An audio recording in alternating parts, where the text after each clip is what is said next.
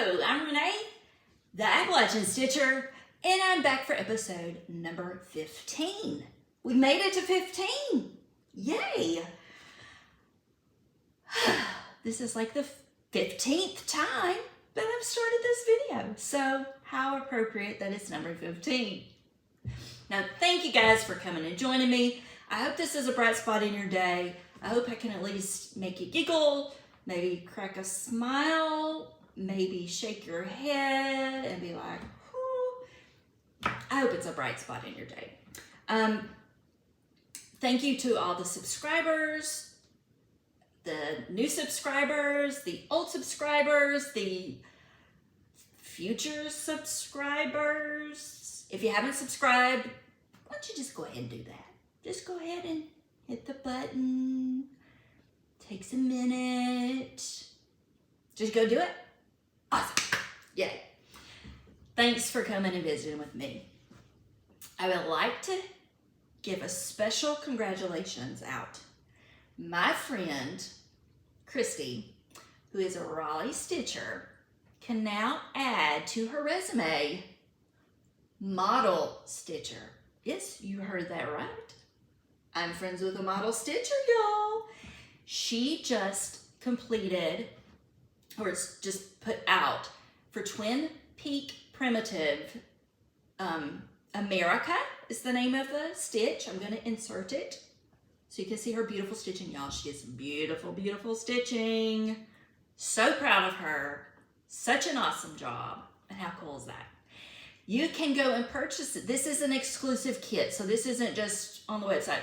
You have to go to a special place, which is on Etsy, the TPP Limited Editions. It's limited. On Etsy, you'll find it. And it's a kit, it's all kitted up. It comes like with a bag and a floss and fabric and needle minder. It's like a, if you wanted to treat yourself with a fancy dancy kit, go run over there and get it. But go, even if you don't get it, go look at the model. Gorgeous. Way to go, girl. Yay, proud of her, proud of her. All right, let's jump in to whips. I had a few whips. Well, I had one whip and two new starts. Yeah, two new starts. First whip was good old, the Garden Glade Carriage House samplings. I'm hoping you can see this in frame. Hey, I made some progress over here. I did some fill-in, met with the Raleigh Stitchers this past Saturday, so that I did a lot of fill-in, so that was some progress on that. I also went golfing with my husband. I rode in the cart with my husband and stitched. So I pulled out a good old Satsuma Street. This one is Candy Claus with Santa, and let me hold up something so you can see, because you can see right through it. Right here. Started Santa's beard. This is on my favorite words. Purple. This is on perforated paper. I'm gonna have to quit stitching on it because I can't say it, but anyway, you know what this is. You know. Anyway, I started on that. Got a little bit in. It started raining. We had to leave, so I didn't get too much, but I started that. The big start, y'all. You know, my birthday's coming up in August, and I couldn't wait until August. So I started my first Mirabilia. This is Tea by Nora Corbett. I love this, y'all. And I pulled out my frame, and I left it in the frame, so you're just gonna have to see it from there. I started in the corner, down here in the, okay, time out. Down here is where I started. And kind of make sense out of it. Can you see? I hope that's in frame. Oh, I love it. I love it. This is on 32 count, 2/2, and it's beautiful. It's beautiful. The pattern is beautiful. My stitches aren't looking too bad either. I'm just saying. I'm not a model stitcher, but I'm loving it. I'm loving it. Very nice stitching. So And I even put a few beads in there just because I love doing beads, y'all. I do. All right, that was it. That's my whip, so new start. Done. Now, I have some questions. A viewer, Sarah. Hey, Sarah. She's a newbie stitcher, and she said she had lots of questions, and girl, I'm going to try to answer them. I am not a professional. Let's be clear about that, and I don't think I really have to say that. I'm Captain Obvious here, but you know. But what I can do, if I can't answer it, I can tell you somebody who can, or point you maybe in a direction of more professional people that do it for a living that can explain a whole lot better than me. So I'm just putting that out there. I'll try to answer the best I can. So I'm gonna dive in with the questions. The first question she asked was, what is the benefit of 16 count versus 28 count versus 32, 40, the different counts? Like, do you get a crisper image if you use a higher count? And what I would answer to that is preference. A lot of people, I guess for benefit, yes, a lot of people that do huge heids or more detailed looking things, the fabric does make a difference, especially if you have to do fractional stitches. We're all used to our, X's, but sometimes you do half stitches, sometimes you do quarter stitches.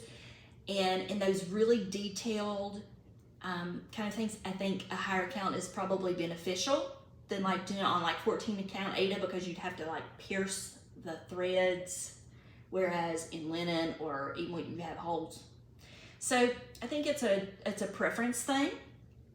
It's a size thing. Sometimes you don't, if you had everything on 14 count or you had a big project, that would be a huge physical piece. So, just size it down a little. Some people go with the higher counts. Thread coverage. If you like the look of, and we're going to talk about threads and over 1, over 2, and that kind of thing. That's coming up. But thread coverage, also, if you want to use less thread, you can get a higher count fabric and do 1 over 2, and you don't have to use as much thread. So that might be a benefit for using maybe a 16, 18, 20 count, or 40, 32, 36 count, whichever. It's all about preference. It's what you like. I will do anything, but my preference, if I'm doing a large stitch count wise, I like to do it on something smaller, just because if I want to frame it or I want to show it, it's less expensive to frame. It's smaller, so you can do more, maybe, I don't know. I think it's all preference. If you know some benefits that I don't, list them in the bottom.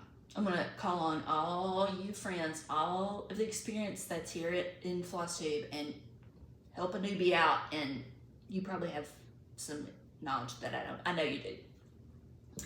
So the next thing she asks is, what is parking? Parking, I'm going to refer you to Jessie Marie Does Stuff. I'm gonna put her up here, because she is like the queen of all things parking and full coverage, and there are a lot of full coverage stitchers out there I know that can help. But basically what parking is, from my understanding, there are different kinds of parking. You can park for starting threads and finishing threads on a full coverage piece where you might want to feather out. A lot of times they do blocks in full coverage because it's so dense, there's no space, and you might want to carry that color over and park where you're going to stitch next. That's kind of a thing. Some people park, which is coming over and going back and then like stitching over to start and end threads. It kind of catches underneath. I am not a full coverage. I do have some dense stitching, but I don't do huge full coverages. So this is not really my wheelhouse, but I have seen the method. But Jessie Marie Does Stuff has some videos. It's specifically get your pen and paper out. Here's where you need it. Number 113 and episode 191 those are two. The 113 I think shows like the finishing and starting where you part and come back and stitch over. And then the 191 is just like where you house your threads, like so when you go pick it up, you're already there ready to make your first leg of your stitch. And that was probably not very clear. So if I confused you, I hope you just forget what I said and go watch Jessie Marie Does Stuff and refer to those videos on parking. And you can also go through YouTube and in the search bar put parking method, and there are lots of tutorials on how people do it. I don't do it, so I can't speak from experience, but there are people that do. Go find them, and there are some excellent videos on it, how to do it. So that's that. What does 2 over 1, 1 over 1, 2 over 2, 3 over 1, what does all that mean? That's a good question, but that was something I did not, as a newbie, I did not understand either. I just thought, because I stitched on Ada, I thought everything you just did whatever, So I'm going to try to show you and explain. It may be clear as mud, but I'm going to try to help explain anyway. So I'm going to pull out the old, can you see? We're going to pretend like this is Ada. And this is we're going to say like this is a thread and this is a thread. 14 count Ada. And with Ada, when we talk about like 2 over 2 or 2 over 1, the first number is talking about the strands, the thread. And I'm going to use yarn, but I'm going to use, we know that, if you don't know, when you get your floss, this is not floss, this is yarn, but it's big, so I thought it might be easier to see. And you can tap it, and it will, you pull out your little strands of floss. So usually like DMC has 6, so you would pull one little baby one out if you needed one thread. If you wanted to do the loop method to use 2, you would pull one thread out and then you would pull it up and then thread your needle. If you don't know loop method, go and Google it. Go and search for it. I say Google for everything. I don't necessarily mean Google. I just mean search. Go search for tutorials on it. It is a great method to not have to stitch over to start things. Anyway, the point is the first number, anytime you see 3 over 1, 2 over 1, a lot of times you'll see 2 over 2, 1 over 1. The first number is talking about the strands. The one little baby strand that you pull out from the 6, that's how many you use. So if it's 2 over 2, you're going to use 2 little strands. If it's 1 over 1, you're going to use 1 little strand. Sometimes with Ada, they'll say 3. You'll use 3 little strands. So that first number is how many strands, how many little threads are you going to use. So that's that first number. The second number means how many linen threads on your fabric are you going to go over. So if this is Ada, let's say this is 14 count Ada, and I'm going to just pretend, but we go through, let's say we're loop method and went through, and we're making our first stitch. We are just going over one thread. And you can thread it, yeah. But you're over one thread. Crossing over. If you use a higher count Ada or linen, and when I say higher count, I mean number wise. I'm going to pull this up. This is going to be my higher count. It's really fancy, y'all. But when I look at this, I see holes. I don't see threads necessarily. I see holes. So like when I see Ada, I see 14 count Ada, I see 4 holes that I'm going to go through. When I see linen or higher count Ada, I see them as 3, 6, 9 holes that I'm going to use to make my X. That's how I see it. I don't necessarily say, oh, there's 1 thread, 2 thread. But the second number is about the threads. So if you have a higher count Ada, like at 16, 18, 20, or you have linen or even weave that's 28 and higher, a lot of times the second number it'll say to go over 2. And what that means is, let's say you're making your stitch. And see, and I look at holes, and I guess where I was in music, when I count and I'm skipping, I'll say 1 and, like you know how you do when you rest in music, you're like 1 and 2 and. I always go, when I first started, I would do like, okay, I'm starting here, and then my other stitch is gonna be up here, so I'm gonna skip a hole. So I'll be like 1 and 2, and then go in. And then I come down, you come down to this one, you skip one, so you come down here, you need to be like 1 and 2. And you're going over 1 thread, 2 threads. You're skipping 1 thread, 2 threads, and going in. And it makes your X. Now, sometimes you do 1 over 1, and that's going to be a teeny tiny, I say teeny tiny stitch, especially if you're on some higher count fabrics, that's going to be a tiny little stitch, right? That's why a lot of people say it. Now, if you're on 14 count Aida, you're probably not going to do 1 thread. It'd probably be like 2 over 1 or 3 over 1. But sometimes if you have a higher count Aida, like 18, 20, then it might say 1 over 2 or 1 over 1. And I'm going to put my glasses on, y'all. This is probably boring. I'm sorry. Maybe I'll cut this to maybe hit the highlights, but let's just pretend. Let's just pretend without threading. How about that? So let's say we come through. Let's just say we come through. And if we were doing over 1, we would come through and just go 1. And that would be a 1 over 1 stitch, not a 1 over 2. See the difference? That probably was terrible. Sorry, I am not great at that kind of thing, but let me tell you, there are some people that are great at that kind of thing, and that is Jean Farish. Put her up here. She is a designer. She does classes. She has taught so many things. Go and check out her videos. She has videos that explain in much greater detail and a whole lot clearer than I can about linens versus Aidas, or low count Aidas and high count Aidas, and going over 2 threads, going over 1 thread. And they have a view where you're looking down so you can see, it's like you're actually stitching. I don't have that kind of fancy equipment or skill. Let's just say that. So maybe that gave you a little idea.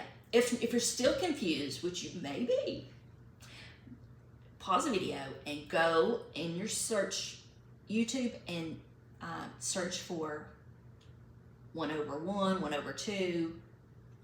Actually, go search for Jean Farish, and she has a video. I know she has a video about it because I've just started looking her up for things. She's a great resource for that. So I hope that kind of helps with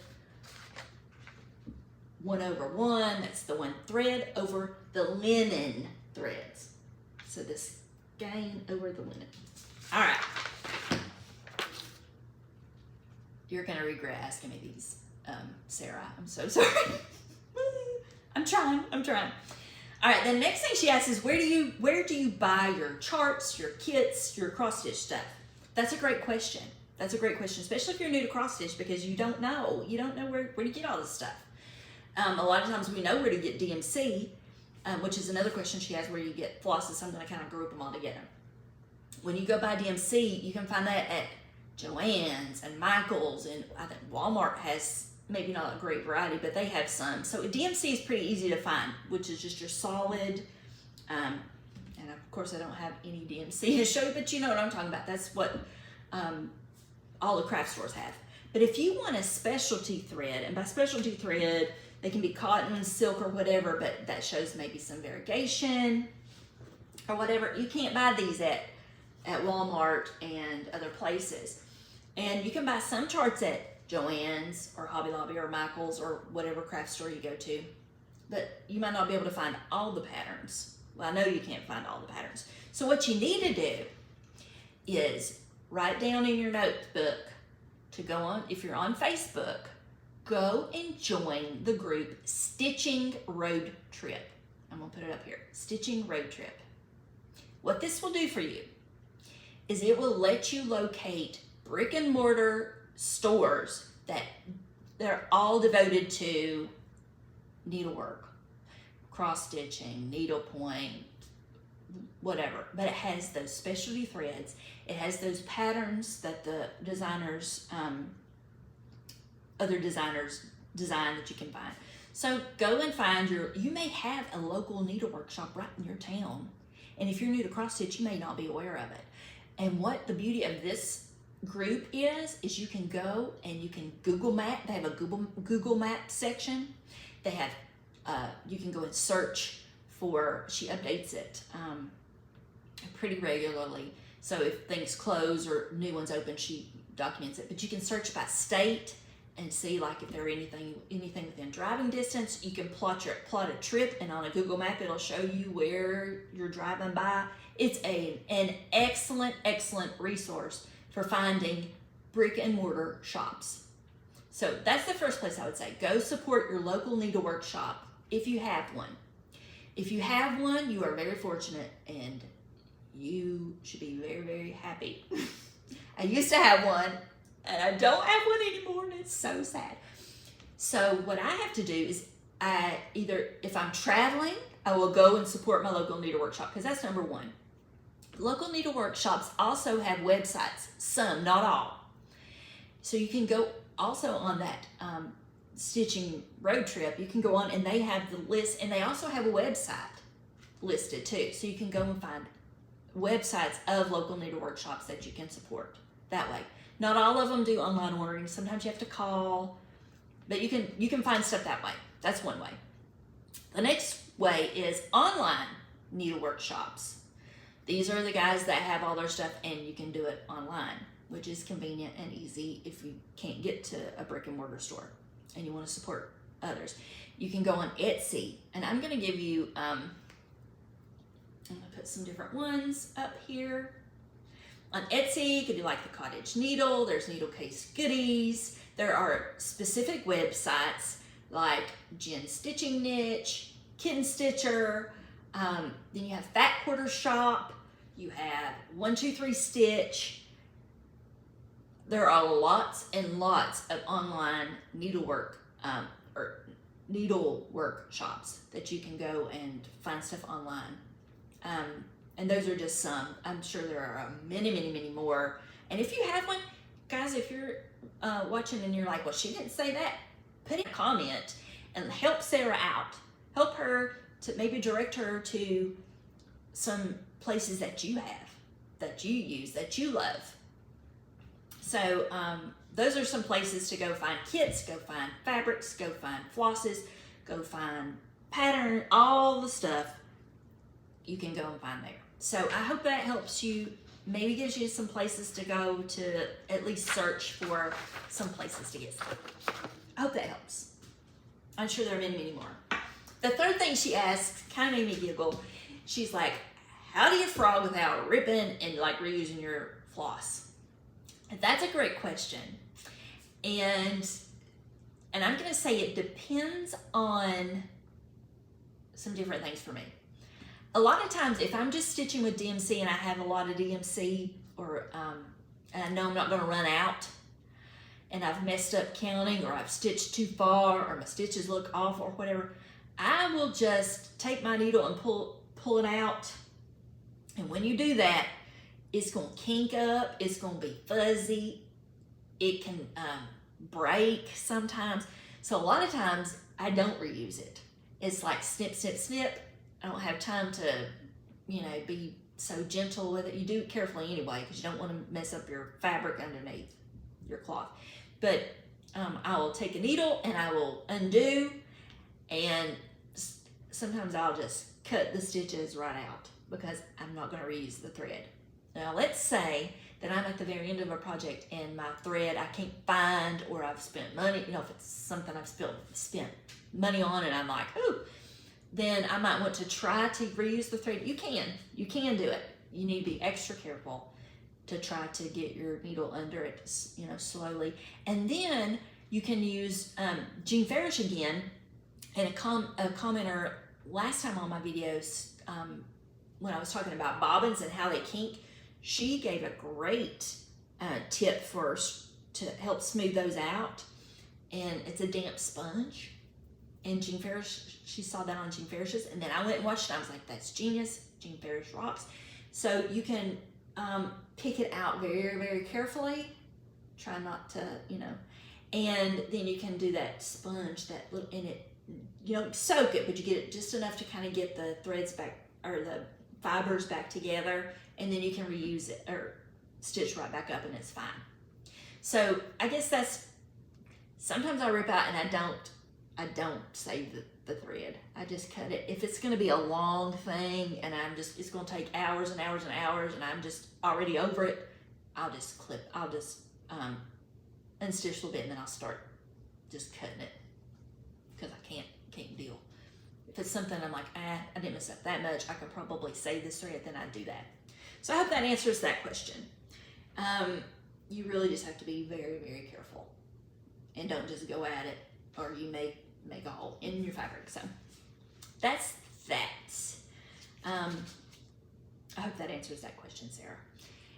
And then I had a question from my niece Annalise. Hey Annalise, and she wanted some ideas. She said, where do you get ideas for finishing other than framing?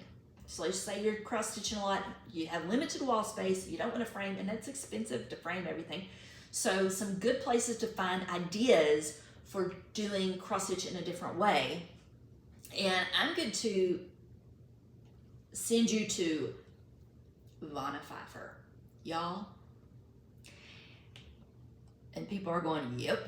If you have been in the business long enough, you have seen Pfeiffer. She is an incredible finisher. She does it for a living. Like, she's professional. And what she's done, which is just so amazing to me, she, on her channel, The Twisted Stitcher, I'm gonna put it up here somewhere. The Twisted Stitcher is her Flosstube channel. She does videos. It's like a finishing school. She tells you how to finish your cross stitch into an ornament, into what they'll call flat fold, into pillows, into all the things. She does it. She knows how. I am not a great finisher. That goes without saying if you've seen my work, but she will give you the confidence to do that. Also, I'm going to put some more. Maybe Ivana, you've looked at Ivana's and got some great ideas, and she shows you how. That's awesome. Also, Priscilla and Chelsea, Stitching with the Housewives. When I first started cross stitching back again and saw their stuff, I was amazed, because I never thought about, you don't have to put it in a frame and hang it up. You can put it on little, they use magnets and washers and put on, mount it and change them out and put them on baskets and put it on wreaths and put it on, so many ideas. Go check out this Priscilla and Chelsea. They are the Real Housewives of Cross Stitch. And they do a lot of videos, tutorial videos, and they show a lot of things, especially the earlier stuff of things that you can buy to put and how to do it. They also use, I know Fat Quarter Shop does some things that Kimberly Jolly with, that they sometimes do videos together with how to finish and do. They're another good resource. There's some other people. Elizabeth Ann Can Stitch. I just love Elizabeth Ann Can Stitch. I love everybody. Don't get me wrong, but I just think she's so sweet. She does some great tutorials on how she finishes her stuff. She frames her own things beautifully. I know we were talking outside of framing, but she does has a lot of great ideas. Java Girl Stitches. She does a lot of great things with her cross stitch. The Proper Stitcher. Sorry, could you say that again? Whoops. Siri wanted to know about the Proper Stitcher. The Proper Stitcher. She has a lot of great tips and ideas, and her goal is to take that fear out of finishing things yourself. So she's great to go watch and get ideas from. Designers, Hands-On Designs. She's an excellent teacher. I can tell you that from personal experience. Hands-on, she really means hands-on. She always has great instructions in the patterns to help you finish things. She has tutorials on her Flosstube. Do hands-on design up here somewhere? She has great tutorials that show you how to finish things. So that will give you some ideas. I'll show you some of the things I finished just because, why not? You might need a laugh today. You need a laugh today? I might not be able to remember all the patterns because I didn't go into, but anyway, I know this is a Lizzie Kate. And finishing, like I said, I'm not the greatest at sewing, and I don't sew straight, but I mean, here's a little pillow. And this is before I just glued that on there. A lot of people, you have polyfill, you sew around the edges, and then instead of having to hand sew it shut, which now I think I probably could hand sew, but I mean, that looks silly, but a lot of people put just glue it on there and put little hearts and whatever. I know a lot of you are shouting, don't glue, don't glue. Do what you want to do. Do what you want to do. Glue it, don't glue it, send it off, don't send it off, keep it in a box, do what you want to do. But that's just some ideas. Here's another one. All the stuff's over here. So, here's a little hands-on design, Farm Fresh. And this was a kit that came with all the little frou-frous, and I made a pillow and did some hand sewing over here that's wonky and crazy. But you know what? When you just put this in a little bowl or display it, nobody sees all the wonkiness. Or mostly they're just like, oh, how cute. I also, from Priscilla and Chelsea, they do a lot of this kind of stuff, but little stands and little frames, and I think this one is, this one's Velcro, but that kind of gives you an idea. They do magnets and stuff. Like, I think I just had a Velcro, but like put it on, mount it, stick it on there. You can change it out, change bows with magnets, whatever. But they do a lot of cutesy stuff like that you can just sit out. Ornaments. I've done some ornaments. I'm not great at ornaments, but you know what? They look cute on my tree. This was also hands-on design, the Chalkboard Ornaments. There are several of those. And so I just mounted that on board and then mounted that on board and I glued it. I know you can sew it, and maybe when you know better, you do better, but at the time, I just glued it. But it's cute. And then you can frou-frou it up, or not, whatever you want to do. And then sometimes I just like to get a good old frame. Like this one I thought was cute because it's a rounded frame. Whoa. You can see that. You're seeing everything, but there we go, maybe. That's Wilhelmina. That's a Plum Street sampler. But I think it looks sweet around springtime. So I do sometimes just throw stuff in a frame. That's that. So I hope that gives you some ideas on where to find ideas. Hey, I don't have all the answers, but we can always find people that do, right? I think that's just part of it. That's how we learn, and I'm all about learning. So check out all the people. Go do some investigating, try things, don't be afraid, just do it. If you're not comfortable doing it, don't do it. Don't do it. If you're like, there's no way, I spent so much time doing this, there's no way I'm going to slap some glue, don't do it. There are plenty of professionals. You can support your the finishers. A lot of shops have finishers in it.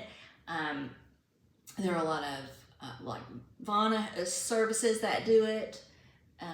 Faye Rixby does. There are lots of people that do that for a living and do great jobs that you can go and support. And you don't have to have all the stuff to do it. Because a lot of people don't have a lot of polyfill stuff laying around. I mean, I don't necessarily. The only reason I would have it is when I used to crochet animals and I would stuff little animals with it. That's the reason I would have it. I wouldn't think, oh, I have cross stitch, let me go get this. Some of us don't have a big bunch of fabric because we don't do a lot of sewing. I have little bits and scraps, but you know, a lot of people do quilting and they have a gazillion things and they can make pillows and stuff left and right. It's all about, again, what you want to do, how involved you want to be, and if you're a perfectionist or not. You do you. You do you. That's enough. That's enough. Thank you guys for watching and hanging in there with me. And hopefully that answers some of your questions. If not, maybe some of you guys that watch and are subscribed and comment and help the newbies out. And if you know of other people that can explain things, that have videos on, write it in a comment so that people can find. Okay? All right. That was a lot of jabbering, and I hope it helped. If not, I hope you can go and find help from the people that I told you to go find help from. All right, Flosstube out, y'all. See you next time.